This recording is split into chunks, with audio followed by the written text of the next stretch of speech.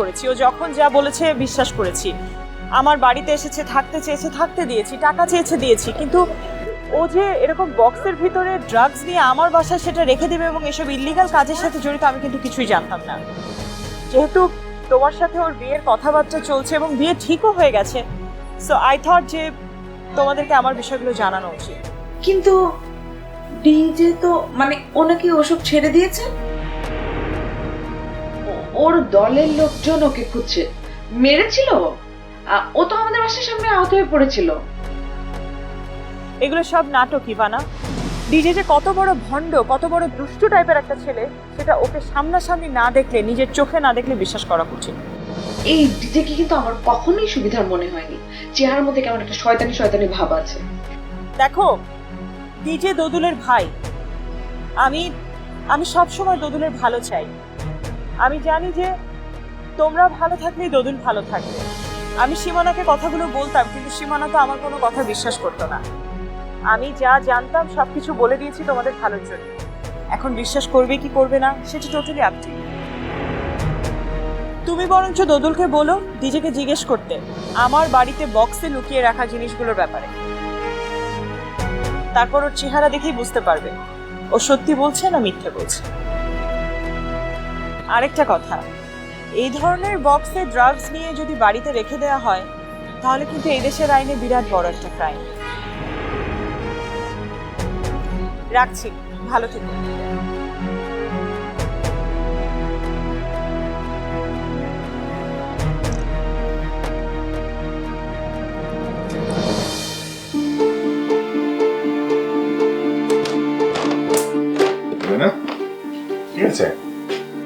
ভাইয়া, ওই যে মীরা নামের মহিলা, ও আমাকে ফোন করেছিল।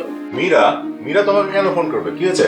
না মানে আমি আর আপু শপিং করতে গেলাম না, শপিং মলে, হ্যাঁ, ওখানে মীরার সাথে আমাদের দেখা হয়েছিল। মীরার সাথে তোমাদের শপিং মলে দেখা হয়েছে? হ্যাঁ। সো আর ও হচ্ছে আপুকে ডিজের ব্যাপারে কিছু কথা বলতে চাইলো, আপু পাত্তা দেয়নি।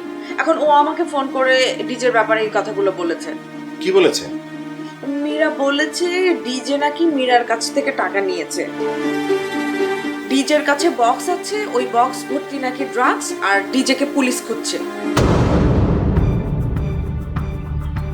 মীরা এগুলো তোমাকে বললো? সীমানার মাথা থেকে ডিজে আর ইভানার বিয়ের ভূতটা নামানোর সুযোগ এটাই। সত্যি সত্যি যদি বিয়েটা হয়ে যায়, ইভানার এত বড় একটা ক্ষতি আমার চোখের সামনে হয়ে গেল, আমি নিজেকে কোনোদিন ক্ষমা করতে পারবো না। কিছু একটা আমাকে করতেই হবে।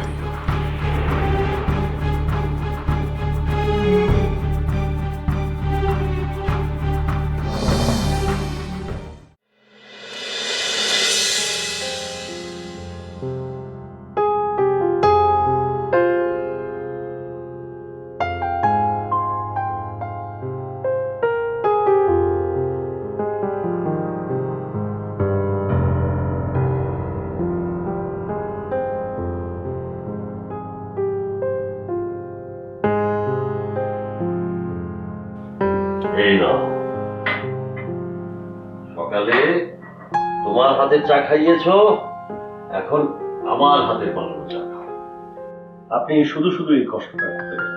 তাহলে একটু কষ্টের কি আছে? আমি তো আমার নিজের জন্য চা বানাতাম, সেখানে 1 কাপের জায়গায় 2 কাপ বানালাম। এতে কষ্টের কি বলো? না, চুমুক দিয়ে বলো কেমন হয়েছে।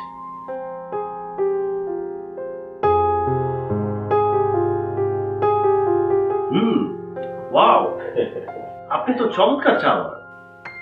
এখন তো আমি নিজেই একটা লজ্জায় পড়ে গেলাম যে সকালে আপনাকে কি ছাই পাস না খাইয়েছি।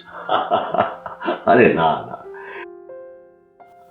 যাকে চায়ের কথা বাদ দাও, তোমার কথা বলো। দেখা হয়েছিল মেয়েটার সাথে, মেয়েটার বোনের সাথে? না, ওরা দুজনের কেউই বাসায় ছিল না, বিয়ে শপিং করতে গিয়েছে নাকি। আর তাতেই তুমি মন খারাপ করে চলে এলে?